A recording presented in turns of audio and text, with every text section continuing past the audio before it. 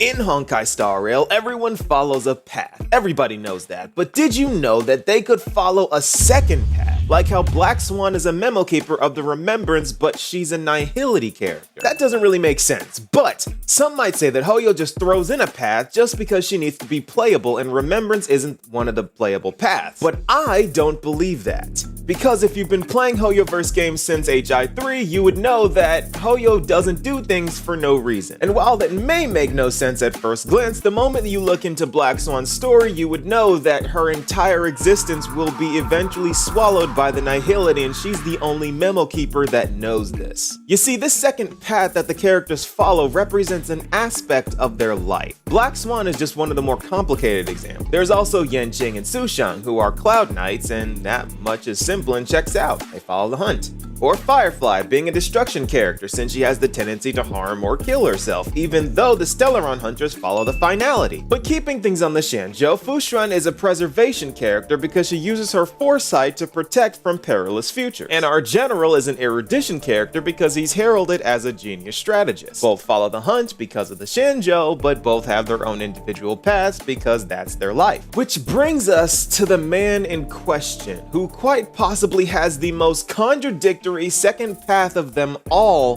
Jiaoqiu. Yes, General Fei Xiao's resident healer and cook is a Nihility character. Let that sink in. The irony is thicker than the hot sauce he puts on his food. I just can't eat that hot and spicy stuff. Ah! Dr. Jiaoqiu! Even the candy you brought has a little burn to it. You see, Nihility characters always specialize in putting debuffs on their opponents, or weakening their opponents in some way. Kafka has her dots, Silverwolf has her debuff bugs, Pella has her defense shred, and that is the opposite of what a healer does. So why is his lore counter to his playstyle? Shouldn't he be Abundance? Because that's literally what Abundance is? No.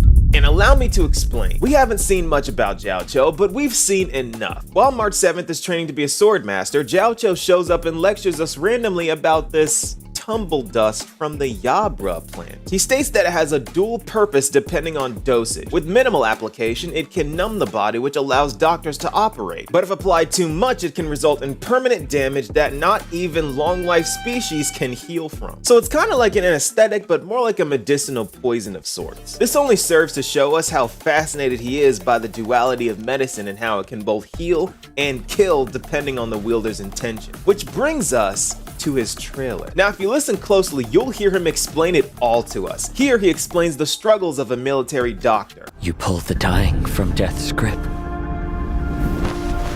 only to see them march back into it. You can even hear how troubled he is by this, which leads him to ponder on the possibility that all he does could possibly be for naught. To prolong a life doesn't save it from death after all. Even the long-life species like the Foxians die eventually. Which brings him to a crossroads in this maze he sees life as, and he has to make a choice. Do I press forward or run away?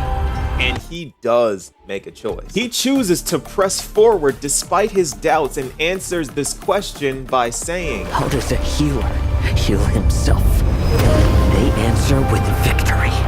Every life saved makes for the salvation of all. Spoken like a true follower of the hunt, which is his lore path, of course. But here's the factor of duality once again. If he is defeated, all of his actions are for naught. All of the lives he saves only has meaning if victory is the result in the end. And in this way, Nihility, the concept of naught, is the other side of Jiaoqiu's coin. His fascination between poison and medication fused with his fate being that of victory or naught is a perfect juxtaposition of Nihility and the hunt. And to take this one step further, why would Jiaoqiu be Abundance anyway? That's the longtime enemy of the hunt after all. And in fighting the Abundance, keeping people alive isn't always the option because the Mara exists. Which leads us to another thing Jiaoqiu says. Now, you must make another choice.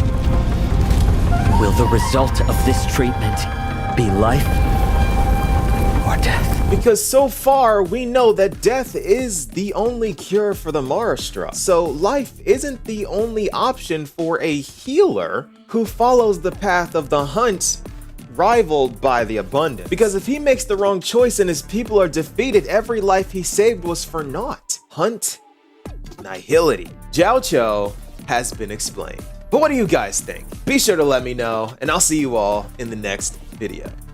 Peace, y'all.